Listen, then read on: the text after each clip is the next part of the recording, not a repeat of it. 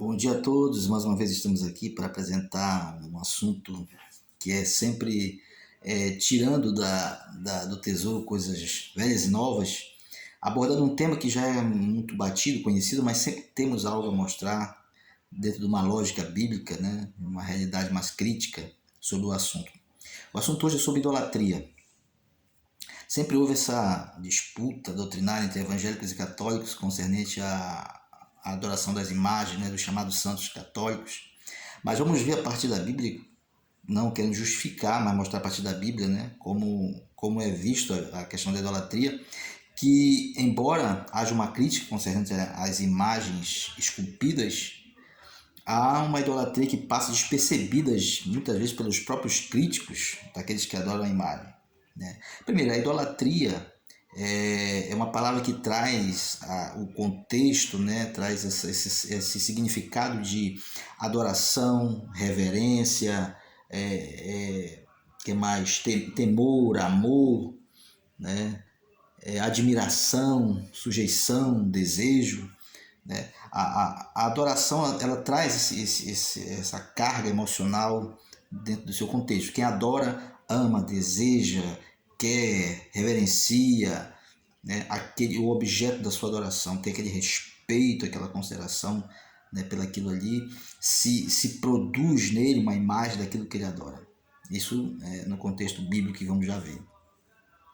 Então, o mandamento, está lá em Êxodo 20, capítulo 20, versículo 3 e 4, quando se fala da idolatria, nós temos os dois mandamentos que vão fundamentar essa questão da idolatria. O primeiro mandamento ele diz: não terás outros deuses diante de mim. Esse é o primeiro mandamento que traz essa ideia de que Deus deve ser o único a ser adorado, reverenciado, né, e buscado nesse contexto de divindade. O segundo mandamento fala sobre a própria questão da materialização de que seria ter outro Deus diante de si. Então ele fala: não faz para ti imagem de escultura, nem coisa semelhante do que há em cima no céu e embaixo na terra. Ou seja, se você tem a ideia de que Pedro está no céu, Maria está no céu, João está no céu, ele fala que não deveria se fazer imagem nem do que está aqui na terra, nem do que estaria no céu, seguindo essa lógica, né? Seguindo essa lógica não, seguindo esse conceito religioso de que esses santos estão no céu. Então, ele diz que não deve ser feita imagem nem do que está aqui, nem do que está lá.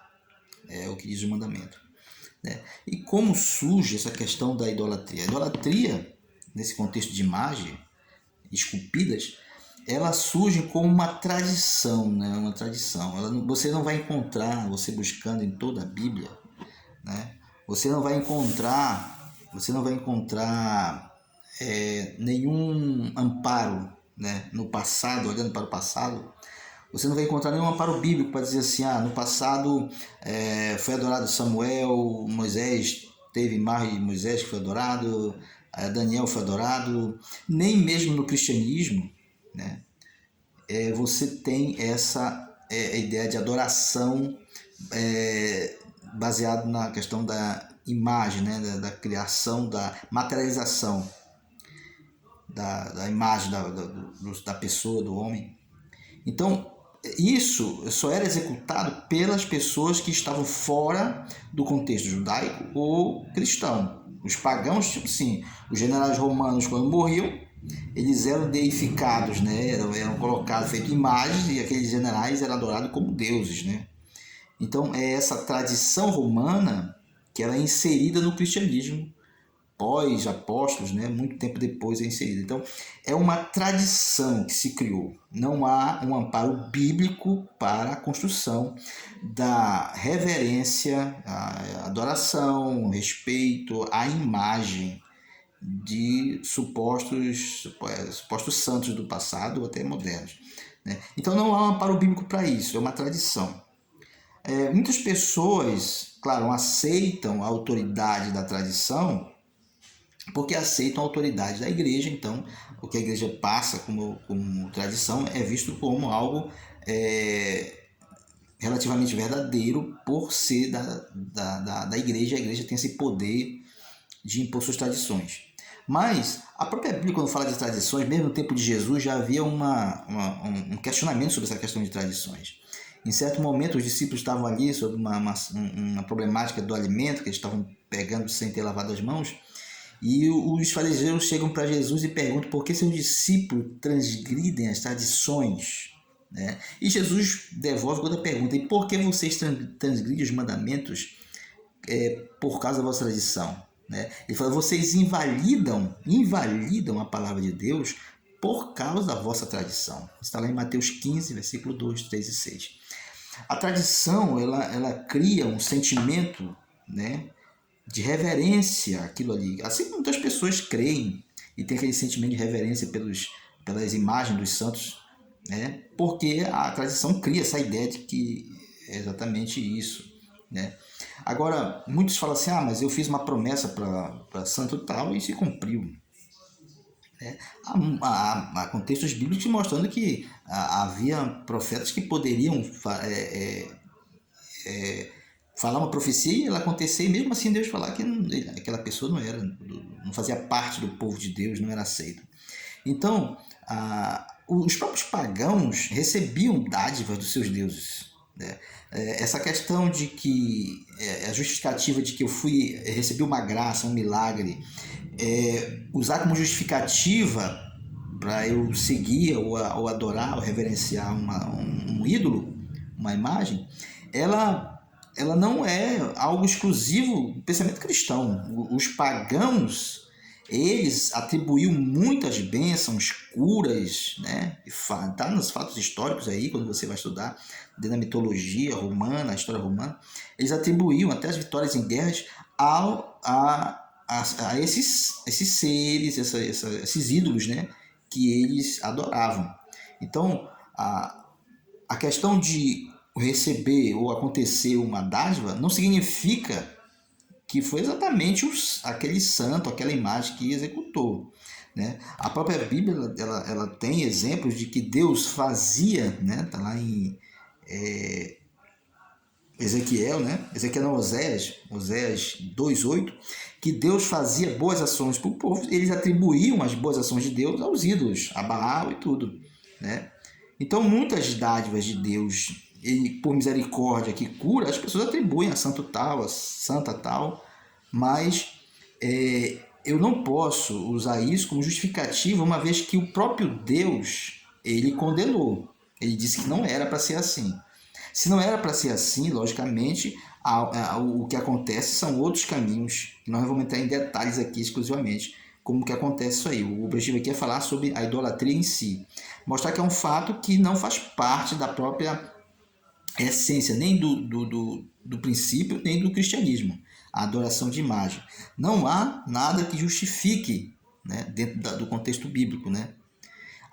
Em Mateus 15:9 ele diz assim: em vão me adoram, né? Em vão me adoram, ensinando doutrinas que são regras de homens. Então, essa questão dessa adoração, dessa idolatria, são regras inventadas pelos homens, criadas, herdadas de povos antes do cristianismo, né?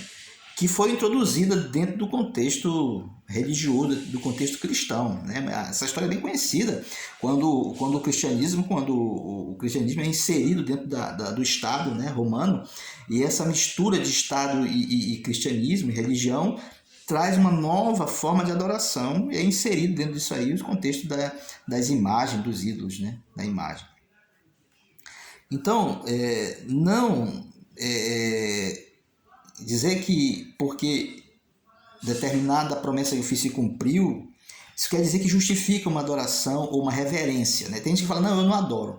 Mas a idolatria, o contexto dela não é exclusivamente a questão de você adorar, como diz que não adora, mas a própria reverência. Né? Nós temos 2 exemplos na Bíblia, o próprio Pedro, que hoje as pessoas reverenciam Pedro, a imagem de Pedro, se ajoelham diante dela, mas o próprio Pedro, quando aconteceu esse fato com ele, quando ele estava vivo, ele rejeitou isso. Está lá em Atos 10, 25 a 26, quando Cornélio chega e se ajoelha diante de Pedro, Pedro: não, para com isso, te levanta, porque eu também sou homem, igual a você. Ou seja, não há diferença entre nós. Né?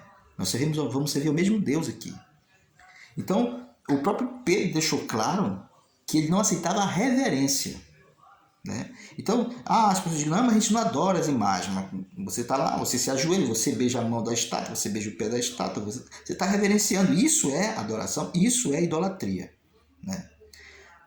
Então, outro fato interessante, tem gente que adora São Gabriel, São Miguel, né? Temos exemplo aqui do anjo, em Apocalipse 19:10, quando o próprio João se ajoelha diante do anjo, ele fala assim, não, te levanta, para com isso, eu sou conservo teu, sou servo que nem você, adora a Deus, se reverencia. Vejam que ele tá contextualizando a reverência de João, o fato de ele se ajoelhar diante dele. Em outras palavras, ele está dizendo assim, olha, não me reverencia, reverencia a Deus, te ajoelha diante de Deus. Né? Porque o ato de ajoelhar, tem passagens na Bíblia que mostram isso, que o ato de ajoelhar é um ato de reverência e adoração. No momento que você se ajoelha diante de algum ídolo, de alguma imagem, você está reverenciando e está adorando. Isso é bíblico. Ajoelhou, você está reverenciando, está adorando. Né? Então, nem apóstolos, e isso que Pedro fez, você pode ter certeza que não era exclusivo de Pedro. Qualquer apóstolo faria a mesma coisa que Pedro fez.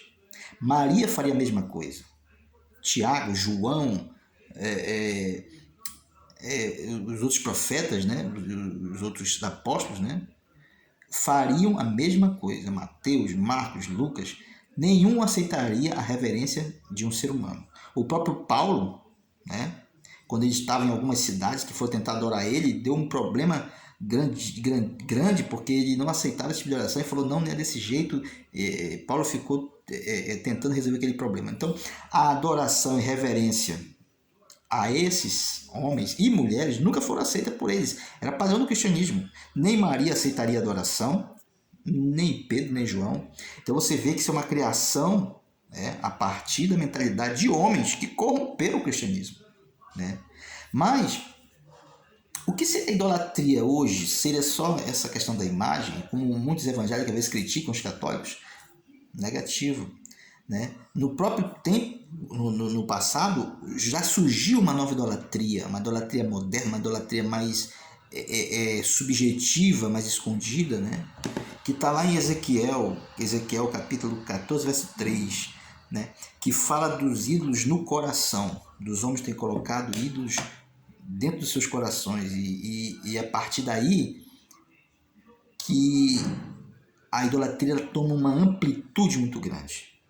Quantos não beijam camisa de time? Quantos não se ajoelham diante de time ou de jogadores de futebol? Quantos não reverenciam músicas? Não reverenciam cantores? Né? A reverência. Né? Quantos não se ajoelham no coração? Às vezes não se ajoelha no visual, no físico, mas no coração se ajoelha, se derrete, se ama, se deseja, teme, respeita, ama, como é que mais admira, né? Alguém, um jogador, um cantor, um time, uma camisa, um símbolo. Né? Então a idolatria, muitos evangélicos que criticam às vezes os católicos são muito mais idólatras às vezes do que ele, quando em casa estão ali assistindo televisão, torcendo pelo time de futebol e o coração cheio de amor, cheio de alegria, cheio de desejo, de reverência por aquele time de futebol. Né? E em Deuteronômio, no capítulo 32, 16 e 17, ele fala dos ídolos estrangeiros. Né? O que seria ídolos estrangeiros? Aqueles que não faziam parte, não fazem parte desse contexto cristão. Né? Então, quando ele fala em Deuteronômio, ele fala assim, que eles trouxeram deuses estrangeiros, ele está falando deuses criados fora do que Deus deixou para eles. Ele diz assim, olha, a adoração a Deus é desse jeito, está lá em Deuteronômio 4, 15 a 16, que ele diz assim, olha, vocês não viram nenhuma imagem, nenhuma construção física de Deus para vocês adorarem. Né? Ele não deixou isso para que não houvesse esse tipo, porque só na história bíblica, só quem foi adorado através de imagens foi o próprio diabo. Né? E isso está lá em Deuteronômio 32, 16 e 17, que ele fala que através das imagens eles adoravam os demônios.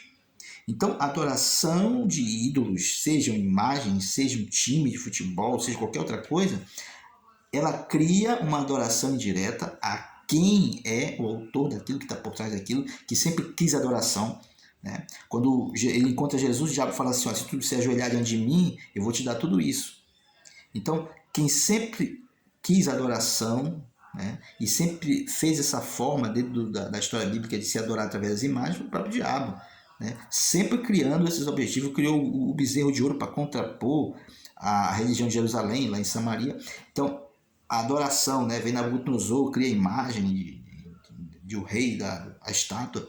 Então, a adoração de imagem sempre foi um contexto usado pelo próprio diabo. Né? Tanto é que no Apocalipse ele fala que ele vai criar uma imagem da besta. Né? Então, a adoração de imagem sempre foi contextualizada pelo diabo, não por Deus. Deus nunca colocou essa forma de reverência e adoração. Então, meu irmão, que você possa entender e ser fiel a Deus, ser humilde e não se submeter à tradição acima da verdade, acima da vontade de Deus para você.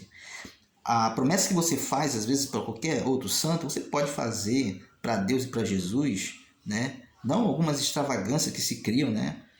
Que Deus não quer sacrifício de ninguém. Ele fala misericórdia quer, não sacrifício. Subir escadaria de joelho, isso nunca foi plano de Deus para ninguém. Deus ele não quer nada em troca para te ajudar, ele quer o seu amor, sua reverência.